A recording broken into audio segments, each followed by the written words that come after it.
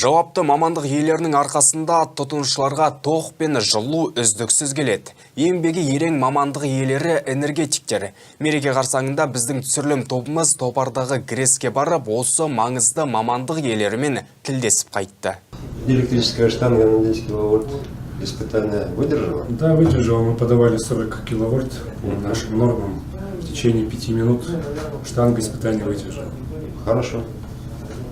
Топар ГРЭС электр цехының өндірістік электр зертханасының бастығы Александр Стригиннің күні осылайша жабдықты тексеруден басталады. Барлығын тексеріп, бір шолып шығып, 20-дан астам қызметкерге нұсқау береді. Александр Владимирович жалпы алғанда 40 жылға жуық уақыт осы салада жұмыс істейді. ГРЭС-ке әкесінің ұсынысы бойынша келді. Бала кезінен радиотехниканы жақсы көргендігін айтады. Ол қызметін қорғаныс және автоматика аппаратурасын жөндеу бойынша электромонтер лауазымынан бастады. Содан кейін электр зертханасының аға инженері және электр цехының электр зертханасының бастығы лауазымына көтерілді. Александр өз жұмысын жетік біледі. В нашей структуре в лаборатории имеется 5 групп. Біздің құрылымымызда 5 топ бригадалардың зертханалары бар. Біріншісі жоғары вольтты сынау және өлшеу бригадасы. Екіншісі электр құралдары мен өлшеулер бойынша. Үшіншісі релелік бригада. Релелік қорғаныс және автоматика бойынша. Станцияның өзіндік ағыны негізгі схема. Желілер тобы бар.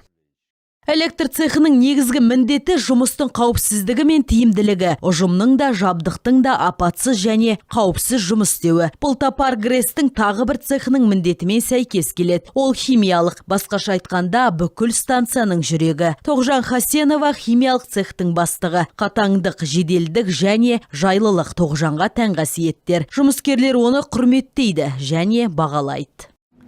Девчонки, что делаем? Молодцы. Давайте.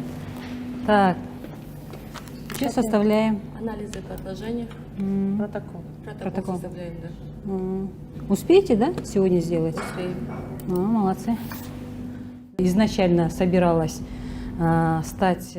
Мен қарапайым инженер, ауысым басшысы болып істедім. 2018-ден бері химиялық цехты басқарам. Жұмысым халыққа өте пайдалы деп санаймын. Халық үшін барымызды саламыз. Жалпы алғанда біздің жұмысымыз су қоймаларынан алынып, оны тазартумен байланысты. Әртүрлі тазартудан өткен су халыққа жіберіледі.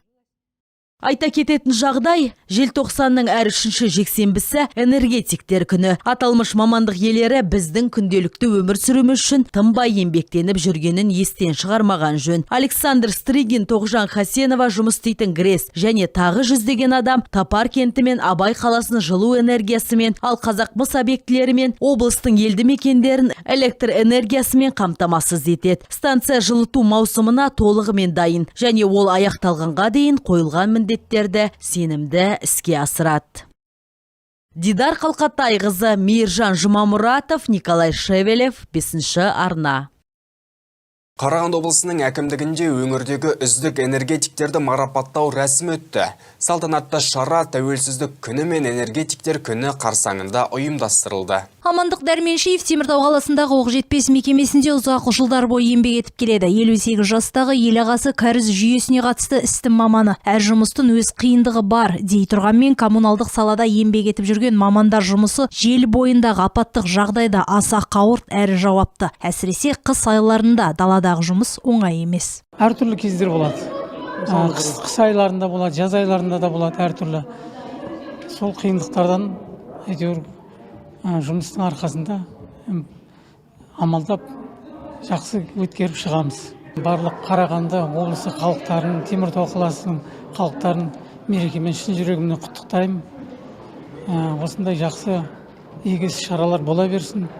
Мереке барлығымызға құтты болсын және егемендік мерекесі де құтты бола берсін. Желтоқсан айының 3-ші жексенбісінде энергетика саласы мамандарының төл мерекесі. Осынау айтулы дата қарсаңында бүгін облыс әкімдігінде энергетика ардагерлеріне ерен еңбегімен танылған осы сала мамандарына құрмет көрсетілді. Облыс әкімі кәсіп иелеріне ізгі лебізін жолдап, қажырлы еңбектер үшін алғыс айтты. Благодаря упорному труду наших специалистов, работающих в сфере энергетики, в наших домах тепло и светло. Надо это признать, самый холодный осенне-зимний период этого года мы ощущаем эту работу. Салтанатты жиын барысында энергетика саласын дамытуға қосқан елеулі үлесі үшін бір топ қызметкерге осы сала ардагерлеріне облыс әкімінің құрмет грамоталары табыс етілді. Коммуналдық жүйе жұмысын жетілдіретін жаңа энергетикалық бағдарламаны жүзеге асыру мәселесі де көтерілді. Ізгі лебіздер айтылған салтанатты шара соңында мереке иелері естелік суретке түсті.